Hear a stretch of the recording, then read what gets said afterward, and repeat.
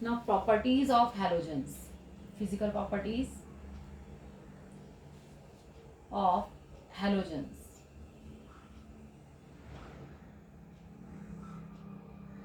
First we take physical properties. तो fluorine, chlorine, bromine and iodine. Fluorine और chlorine कैसे हैं? Are gases. Bromine liquid at liquid, ये मालूम है आपको. ब्रोमीन जो है लिक्विड है एंड आयोडीन इज सॉलिड. ठीक है ना. तो फ्लोरीन क्लोरीन दोनों जो है गैशियस फॉर्म में है. मॉलिक्यूलर फॉर्म लिखते हैं F2Cl2Br2I2. हमने सिंपल सिंबल लिख रखे हैं. तो फ्लोरीन क्लोरीन ब्रोमीन आयोडीन, यानी F2Cl2Br2 और I2 की बात करें तो आयोडीन इज सॉलिड. क्लियर. तो fluorine, these compound also show coloured compound, यानी ये जो है जितने भी हैलोजेंस हैं वो कलर शो करते हैं. तो halogens are coloured. Halogens are coloured. और कलर शो करने में यानी फ्लोरीन जो है, फ्लोरीन का कलर जो होता है वो येलो. Cl क्लोरीन का जो है ग्रीनिश ग्रीनिश येलो. ब्रोमीन का रेड रेड हो गया. और आयोडीन वॉयलेट कलर में है. तो कलर का शो करने का रीज़न क्या होता है इनका, कि ये जो है कलर क्यों शो करते हैं? Due to absorption of radiation in visible region. ये जो कलर शो करते हैं उसका रीज़न है due to absorption of radiation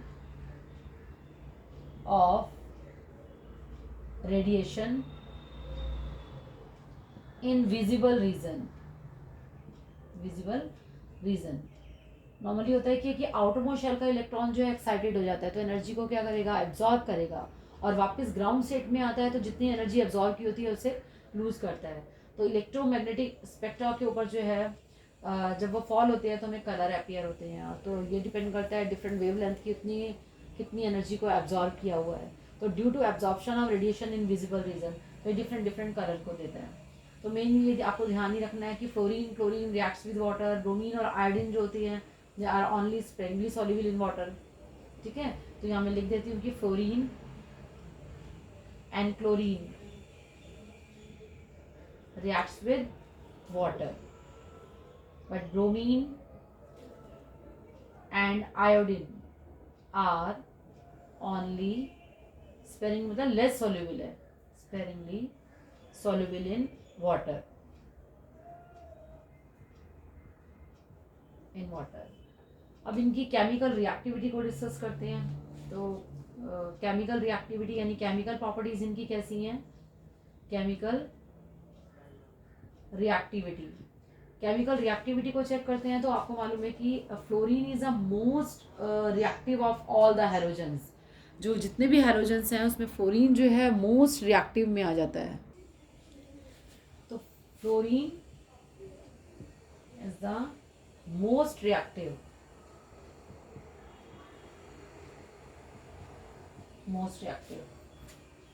of all the halogens. जितने भी हैलोजेंस हैं उनमें इनकी रिएक्टिविटी ज़्यादा होती है. ठीक है. अब ऑर्डर क्या है कि अगर F2Cl2 इन सबकी लो बॉन्ड डिसोसिएशन एंथैल्पी होती है, यानी ऑल हैलोजेंस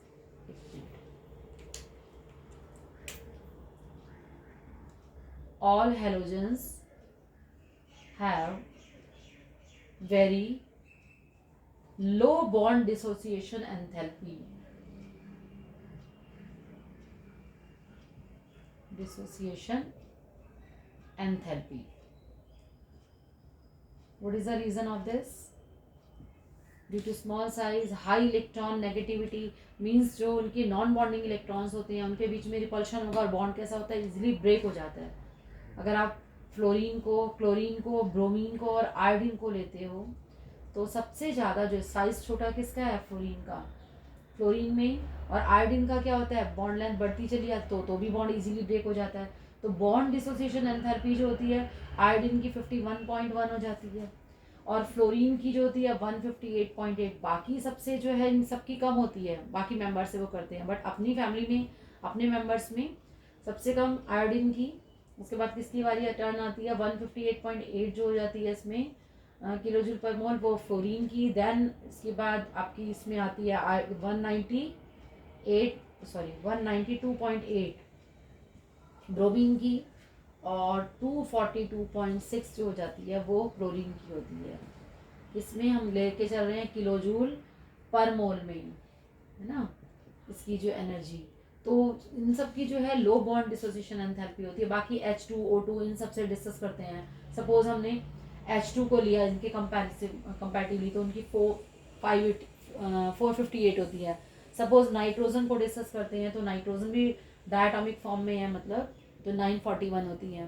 तो उनके कंपैरेटिवली इनकी कम है, लेकिन अपनी फैमिली में इनका ऑर्डर ये रहता है। क्लियर है यहाँ पर। अब इसमें है कि फ्लोरीन जो है, जितने भी वो पढ़ रहे हो आप, fluorine is the strongest oxidising agent. Size छोटा है, they can easily gain the electron. और आयोडीन जो होता है वो वीकेस्ट होता है। तो आप यहाँ पर इसको नोट कर लो, इट इज वेरी इंपॉर्टेंट कि fluorine is the strongest oxidising agent. Reason क्या होगा, रीजन भी साथ करो, बिकॉज ऑफ स्मॉल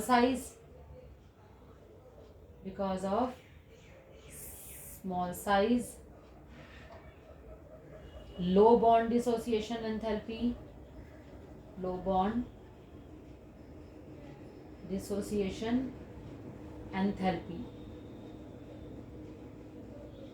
है ना। और आयोडीन जो होता है आपका, अगर हम iodine is the weakest oxidising agent.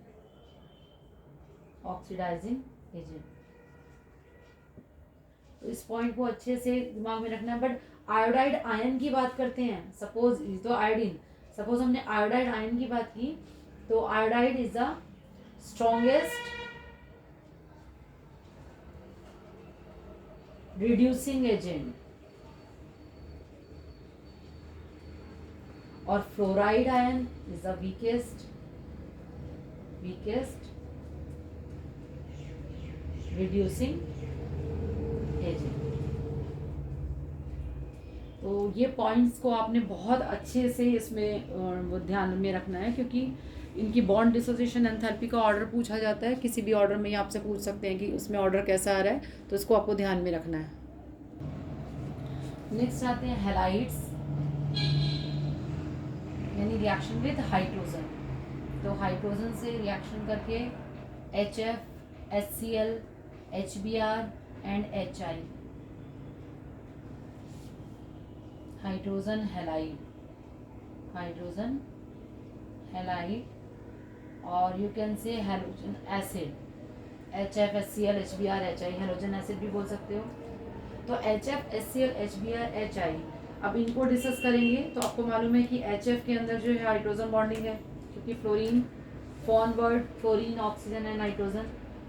HF due to presence of hydrogen bonding, तो ये किस फॉर्म में आ जाता है, यानी लिक्विड वाले में HF।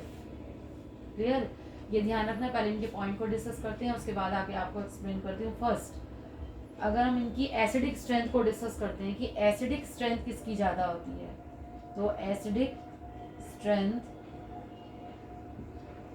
Down the group increase होगी या डिक्रीज होगी, क्योंकि साइज कैसा है इनका, top to bottom. HF, HCl, HBr को अगर आप स्टडी कर रहे हो तो डाउन द ग्रुप अगर आपने लिया HF, तो acidic strength increase down the group HF, HCl, HBr, then HI strong acid, और HF कैसा हो जाएगा, वीक एसिड हो जाएगा।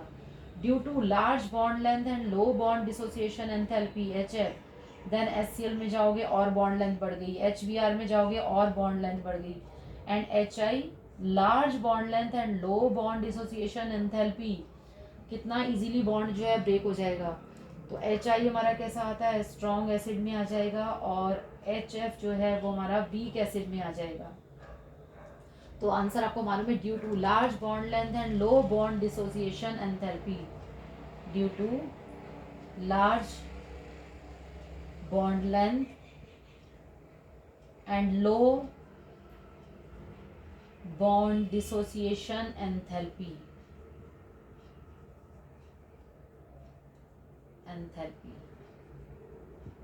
ठीक है, तो अगर ये क्वेश्चन आता है कि why H F is the weakest acid and H I is the strongest acid due to large bond length and low bond dissociation enthalpy.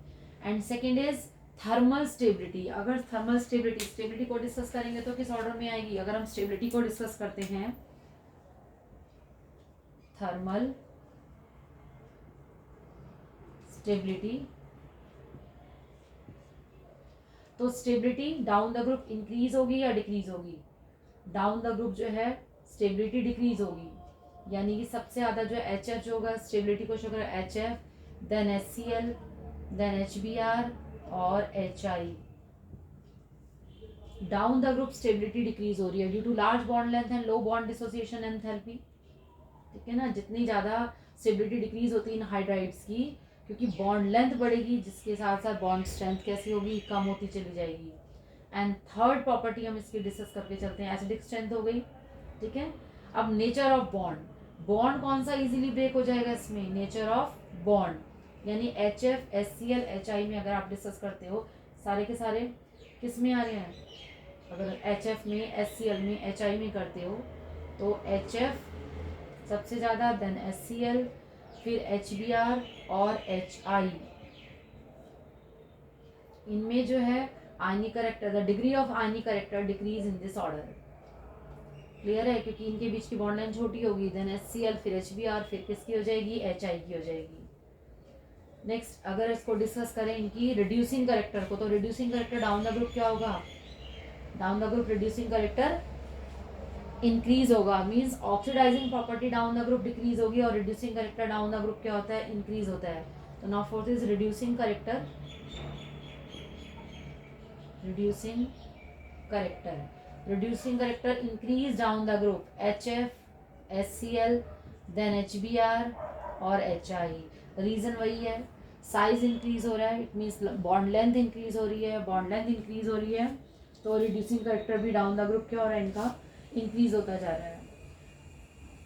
Clear. अब नेक्स्ट इसमें हम लेके चलते हैं, इसमें बॉइलिंग पॉइंट को डिस्कस करते हैं कि इनके बॉइलिंग पॉइंट किस ऑर्डर में आते हैं, यानी melting point, and boiling point. इन सब में होना क्या चाहिए? डाउन द ग्रुप बढ़ने चाहिए या घटने चाहिए? डाउन द ग्रुप हमेशा इसमें क्या होगा? इंक्रीज होने चाहिए, बट ऐसा नहीं होता है। ऐसा इसलिए होता है कि down the group H F जो है, आपको यहाँ देखो एच एफ हमारा किस में आ जाता है? यहाँ शो करता है एच एफ लिक्विड है। ठीक है, एच एफ इज लिक्विड, और ये सारे किस में फॉर्म में होते हैं? गैसियस फॉर्म में। पहला तो लिक्विड क्यों है? तो ड्यू टू हम कह देते हैं hydrogen bonding, due to hydrogen bonding, यहाँ पर हाइड्रोजन बॉन्डिंग आती है। तो सेम इसी में यही फैक्टर आ जाता है कि एच एफ लिक्विड था ड्यू टू हाइड्रोजन बॉन्डिंग की वजह से। तो हाइड्रोजन बॉन्डिंग है तो बॉइलिंग पॉइंट ही शो करेगा due to hydrogen bonding. Down the group H F, H C L, H B R, H I में down the group surface area increase होता है, उसके अकॉर्डिंग बढ़ने चाहिए, बट एच एफ के जो है बॉइलिंग पॉइंट हाई होते हैं। H F has high boiling point, उनके बॉइलिंग पॉइंट कैसे हैं? High, due to hydrogen bonding. इनके अंदर क्या होगा? Hydrogen bonding. कैसे शो करता है? H F, this is a hydrogen bonding again, H F, this is a covalent bond, H F. तो H F has higher boiling point than other members due to hydrogen bonding in H F. तो ये सारी आपकी properties ही। Acidic character के ऊपर question आता है आपका, thermal stability down the group decrease होगी, नेचर ऑफ बॉन्ड हो गया, reducing character down the group increase, and melting and boiling point में डाउन द ग्रुप इंक्रीज होने चाहिए, बट एच एफ के डाउन द ग्रुप कैसे होने चाहिए? इंक्रीज, बट एच एफ के बॉइलिंग पॉइंट जो है सबसे ज़्यादा आते हैं ड्यू टू हाइड्रोजन बॉन्डिंग, मतलब अपने ही फैमिली अपने ही ग्रुप में डिस्कस करते हैं। Now we will discuss the oxides.